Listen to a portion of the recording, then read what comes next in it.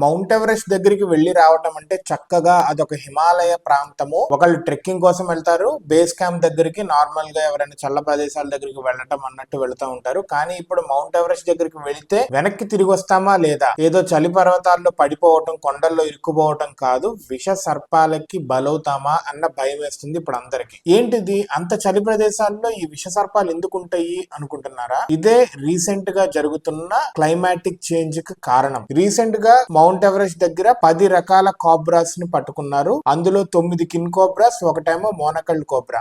మోనకల్డ్ cobra అంటే కిన్ cobra అంత range కాదు కానీ మోడరేట్ టైప్ కోబ్రా అనమాట. అయితే ఎందుకున్నాయి ఇవి అంటే ఏమంటున్నారంటే నేపాల్ నుంచి ఇవి ఆ ఏరియాకి వచ్చి ఉండొచ్చు. కొన్నేమో లారీల్లో వచ్చేస్తూ ఉంటాయి, లాగ్స్ ఉంటాయి కదా, లాగ్స్ మధ్యలో ఇరుక్కొని పెద్ద పెద్ద దుంగలు ఉంటాయి కదా, దుంగల మధ్యలో ఇరుక్కొని వచ్చేస్తా ఉంటాయి. సో అలా వస్తే పర్లేదు. కానీ ఇక్కడ వాళ్ళు ఏమంటున్నారంటే రీసెంట్ గా అక్కడ వాటి నెస్ట్స్, గుడ్డులు ఇవన్నీ కనిపిస్తున్నాయంట.